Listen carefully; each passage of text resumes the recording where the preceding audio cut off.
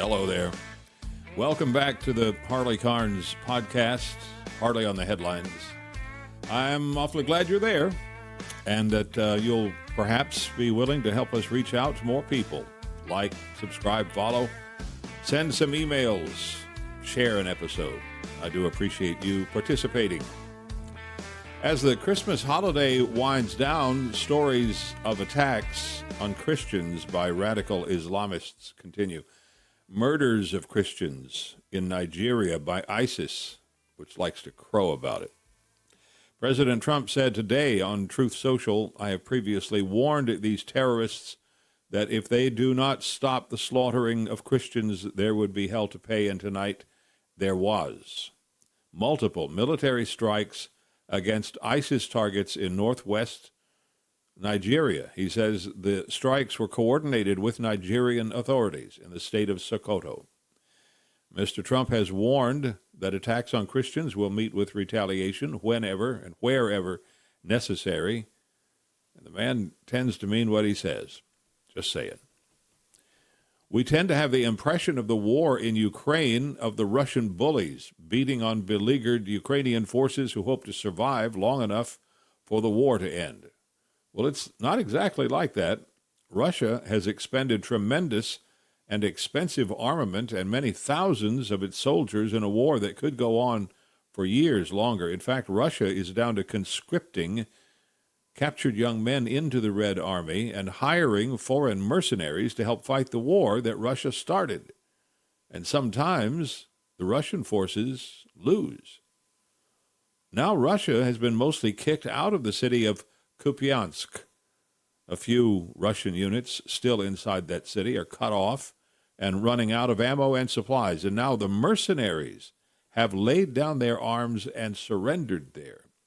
Now, on one hand, it's a major setback because of what it says about the expense of a long-term war. On the other hand, it's another good reason for Vladimir Putin to join in peace negotiations, accept less than he wants and more than he deserves, and bring an end to the conflict. Jasmine Crockett, the loudmouth running for the Senate in Texas, is making some outlandish claims. Both are essentially that the Trump administration is fudging the numbers on the border, claims the situation is not as good as he claims there. And she claims the jobs numbers are not accurate, not as good as the Labor Department reports. Well, a couple of points to make about that. One, she does not offer any numbers that she claims are more accurate. And she's not running against Donald Trump. She's trying to become a U.S. senator and hopes attacking the president is the way to get there, and she's doing it without offering any facts. Just a lot of noise. She really needs to undertake a global search throughout her house in pursuit of an old sock to stick in it. Rain's been coming down in buckets, folks expecting Noah to come gliding by in an ark in California. The governor has declared an emergency because the water's been marshaling itself into floods. It'll pass. It's weather. In the Northeast, other side of the country, winter has arrived in a whisper of white. But for many, it will not be a gently falling mantle of celestial confetti.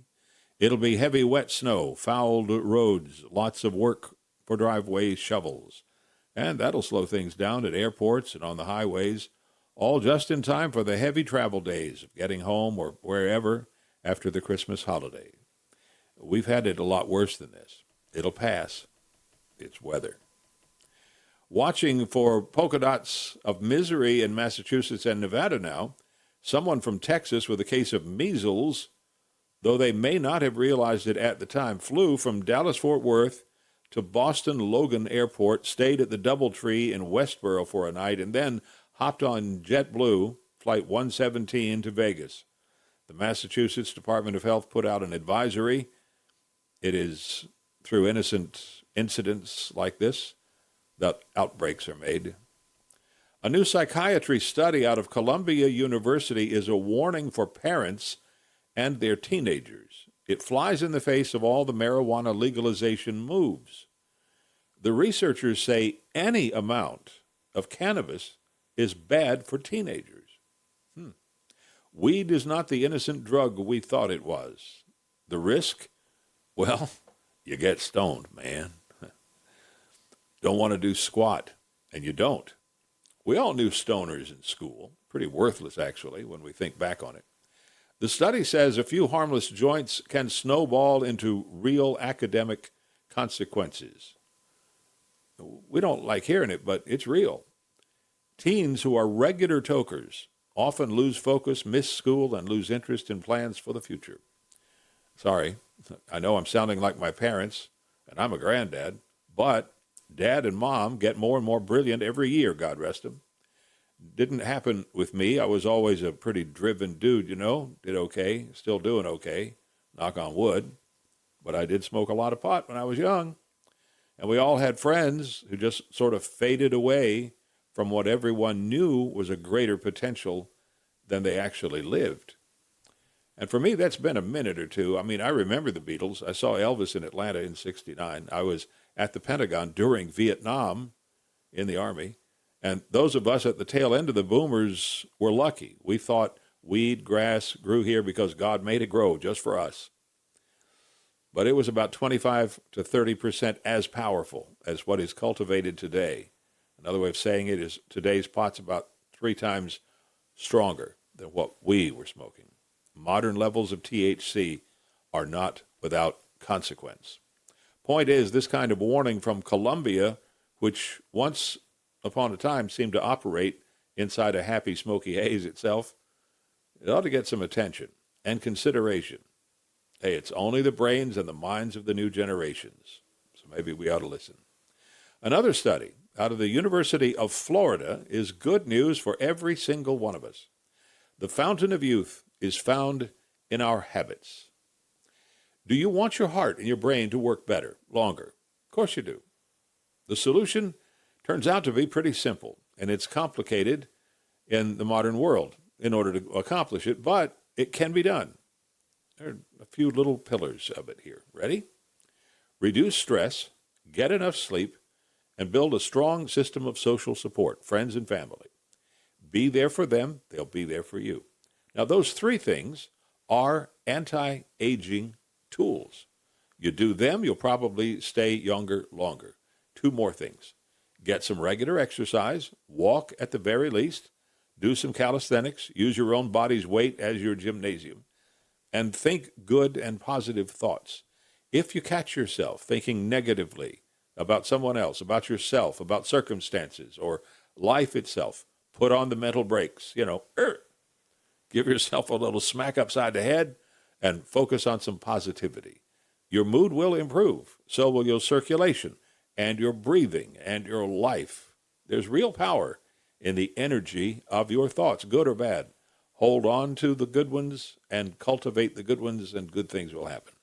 Prayer and meditation make a world of difference now and into the future. And everything on that list, if you think about it, everything on it is free. Free. So there's no good excuse unless you are self-destructive, unless we are self-destructive, not to do it. Now, hold on a second, Harley. I just broke the rule myself. It would be just as easy to craft those last 2 sentences in a more positive way. Ready? Everything on that list is free. So let's let go of our excuses and build a foundation of good habits to live on. As Spock used to say, live long and prosper. Now, that just feels better, doesn't it? It does. This has to be one of the easiest questions yet. What city do you think might have the world record for chicken wing eating? If you said Buffalo, New York, you'd be right. Buffalo wings get their name there, of course, and now 499 people in Buffalo all gathered in the same place to eat wings and break the Guinness record for the largest number of people to eat wings together.